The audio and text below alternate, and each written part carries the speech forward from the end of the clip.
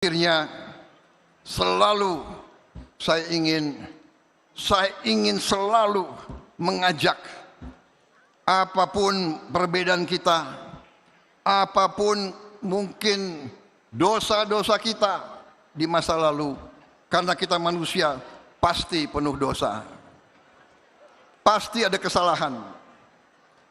Tapi sekarang kita harus bekerja sama. Kita harus kompak, kita harus bahu-membahu. Yang kuat tarik yang lemah, yang lemah berhimpun kerjasama, bersaing baik. Tapi begitu pertandingan selesai, bersatu.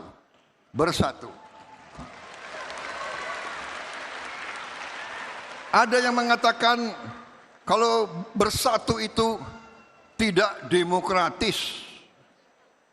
Loh, demokrasi silahkan, koreksi silahkan, kritik bagus, tapi fitnah itu tidak bagus.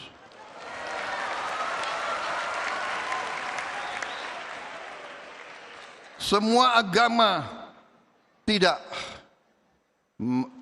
mengizinkan fitnah.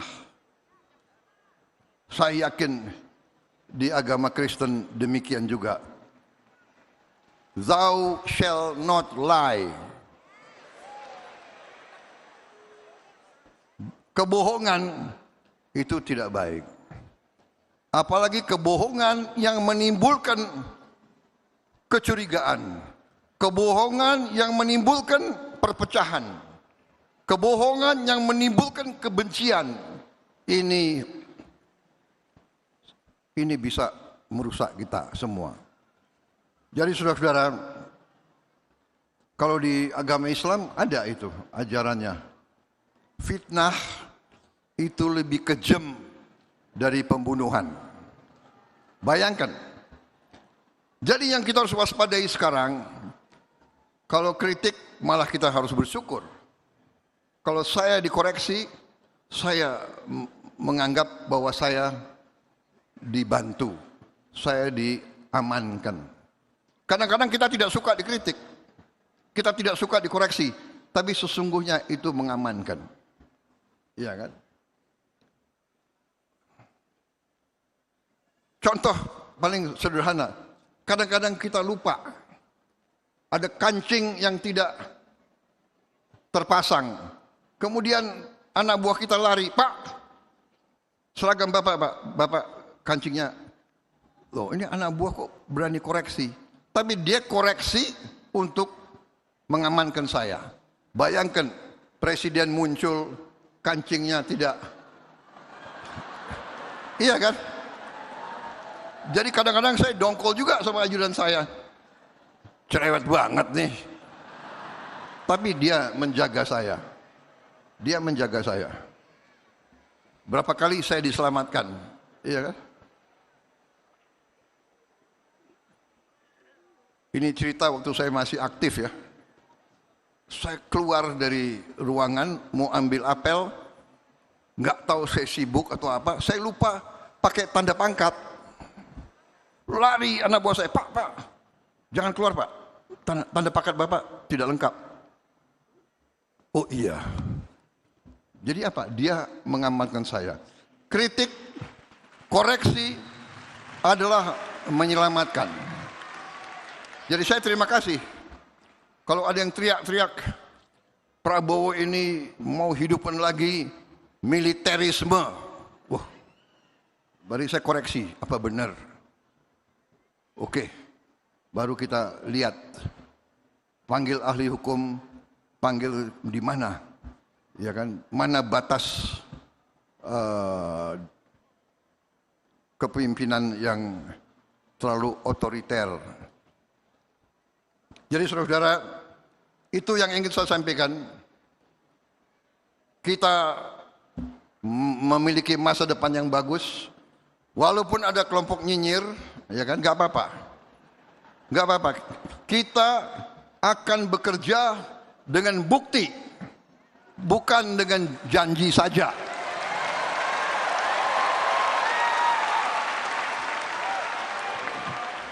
Yang jelas, waktu saya kampanye udah sekian puluh tahun, saya selalu bicara Indonesia harus swasembada pangan. Selalu saya bicara, dimanapun. Waktu saya masih di Golkar pun saya sudah bicara itu. Saksinya banyak orang Golkar di sini. Karena saya alumni Golkar. Saya tidak berubah. Waktu saya kampanye terakhir, swasembada pangan yang pertama. Dan begitu saya jadi presiden, itu fokus saya. Dan saya beri target kepada tim saya, kita harus swasembada beras 4 tahun. Itu target saya, 4 tahun. Saudara-saudara, di perayaan Natal ini saya dengan bangga hari ini saya bisa menyampaikan, begitu lewat 31 Desember 2025, bangsa Indonesia sekarang sudah swasembada beras. Tahun 2025 kita tidak import beras sama sekali.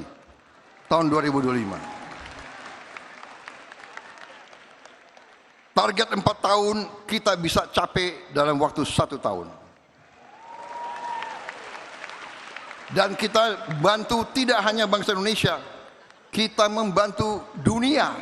Kenapa? Dengan kita tidak import beras, harga beras dunia turun ratusan dolar turunnya. Jadi banyak negara berterima kasih sama kita. Saudara-saudara sekalian, ini satu contoh. Saudara-saudara, saya canangkan makan bergizi gratis. Kenapa? Waktu saya kampanye sekian kali, saya ikut Pilpres berapa kali ya? 4 kali. 3 kali kalah, tapi yang terakhir menang, oke lah. Iya kan? Saya datang ke desa-desa, di mana-mana, saya lihat anak-anak kecil. Saya tanya, umurmu berapa? 9, 10, 11. Tapi badannya sama dengan anak 4 tahun. Kecil. Dia alami kurang gizi. Di mana-mana. Dan saya belajar. Saya keliling dunia, saya belajar. Saya lihat bagaimana India membantu rakyat miskinnya dengan makan bergizi gratis. Saudara-saudara, APBN-nya India nomor 1 bagi dia, nomor 1 adalah pertahanan. Karena dia tidak mau ambil risiko keselamatan bangsa dia. Nomor 1 pertahanan. Nomor 2 atau nomor 3 adalah makan bergizi. Brasil juga sudah melaksanakan makan bergizi 12-13 tahun yang lalu. Saudara-saudara, sekarang sudah ada 76 negara melaksanakan makan bergizi.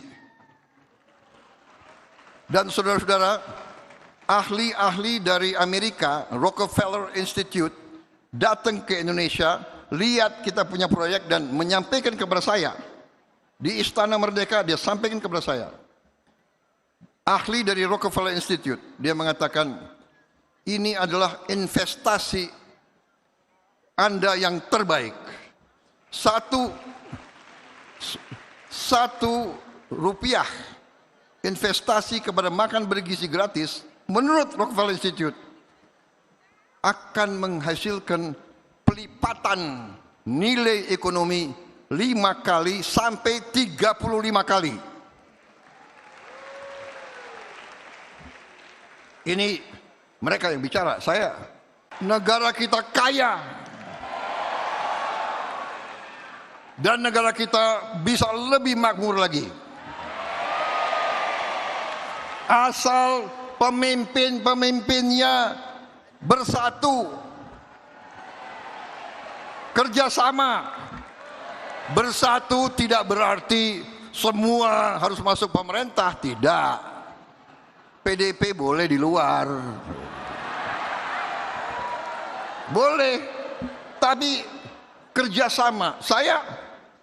Saya dukung Pramono jadi gubernur DKI. Betul. Saudara-saudara, apakah MBG nggak sampai ke Sumatera Barat? Karena aku kalah di Sumatera Barat, berarti MBG jangan ke Sumatera Barat. Nggak ada itu. Apa saya larang MBG ke Aceh? Aku kalah juga di Aceh. Tidak. Karena sekarang saya bukan milik satu partai. Saya sekarang milik seluruh bangsa Indonesia.